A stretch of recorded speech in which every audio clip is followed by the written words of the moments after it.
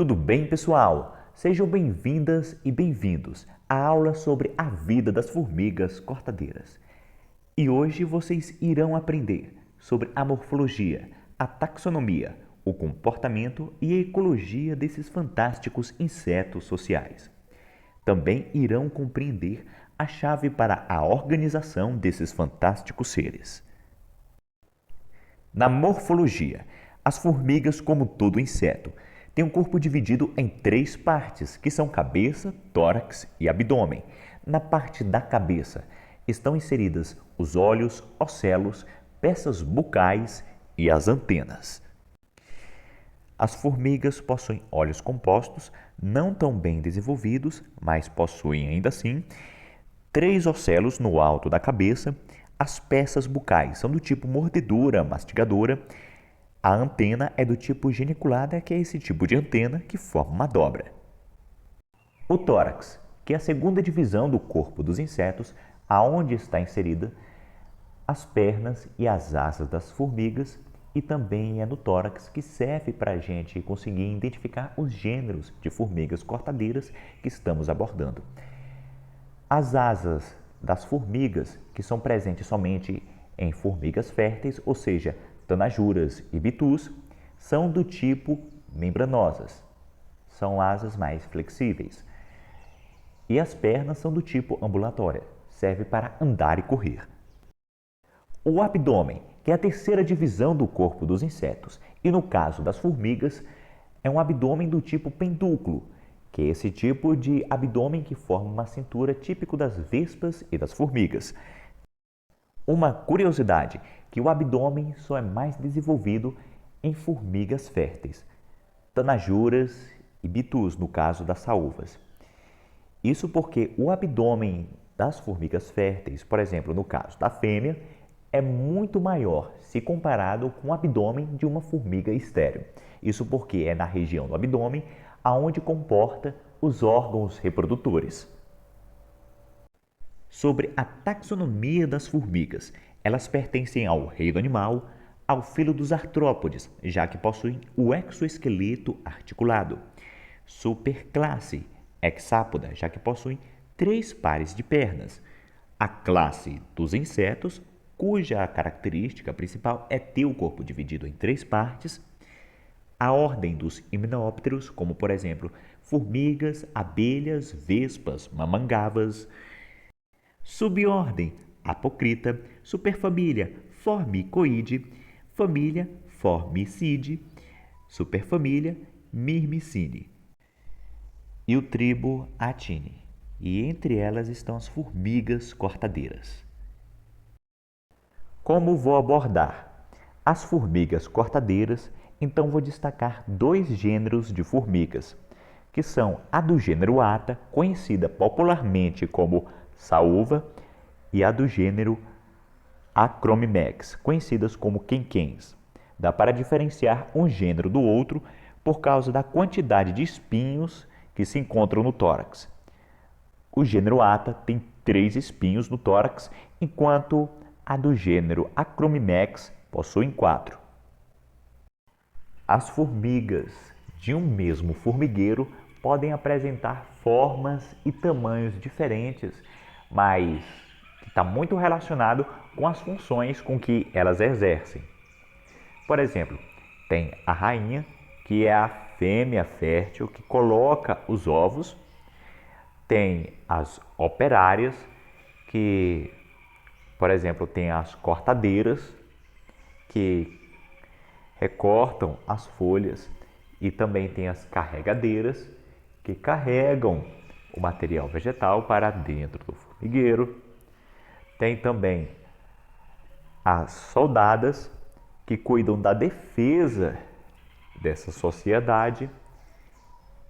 E dentro do formigueiro tem as enfermeiras, que cuidam dos filhotes e do fungo.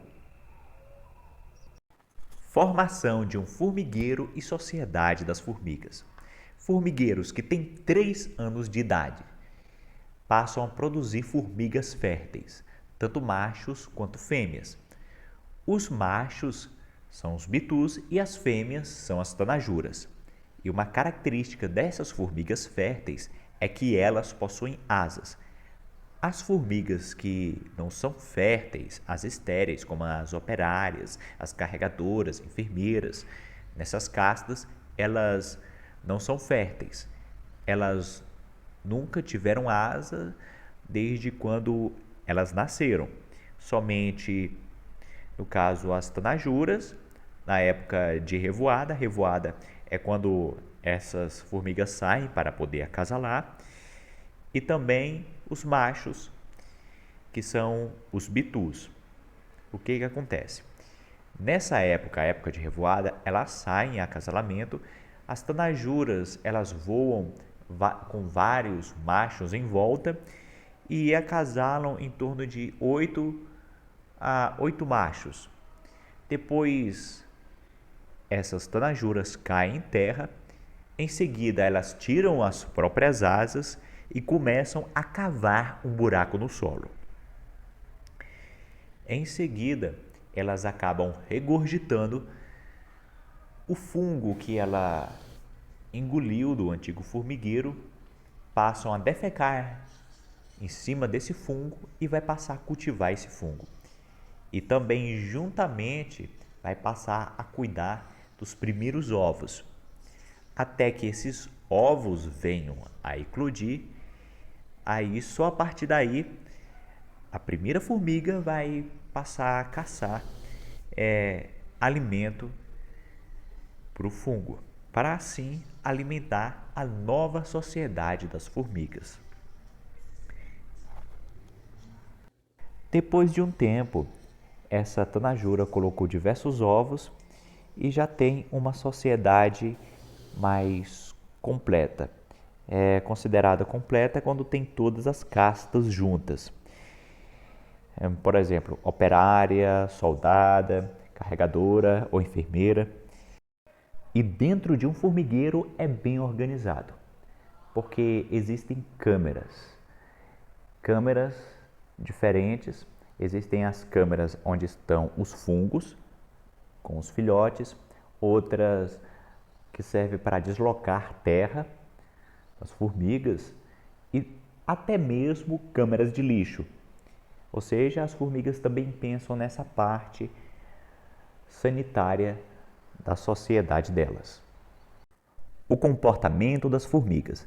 A sociedade das formigas é bem organizada. Além delas apresentarem essa divisão de trabalho, o que reflete também na morfologia de operária, de carregadora, de cortadora, de soldada, de enfermeira. Uma coisa bem interessante é a comunicação entre elas, que ocorre através dos feromônios, que são uma espécie de odor que elas liberam quando elas querem se comunicar, seja por uma trilha sinalizando por onde elas devem passar até buscar o alimento, seja para reunir o grupo, seja para alertar sobre perigo. Uma coisa bem característica no comportamento das formigas cortadeiras é o fato delas cortarem folhas, mas só que elas não se alimentam diretamente dessas folhas. Elas usam essas folhas para servir de adubo para um fungo, já que é desse fungo que elas se alimentam. Ecologia das formigas. Em questão das relações ecológicas, as formigas podem ser classificadas como sociedade. Isso porque formam indivíduos com funções diferentes para o bem maior desses indivíduos. Também apresentam relação intraespecífica, já que apresentam essa relação entre formiga e fungo, já que elas cultivam fungo.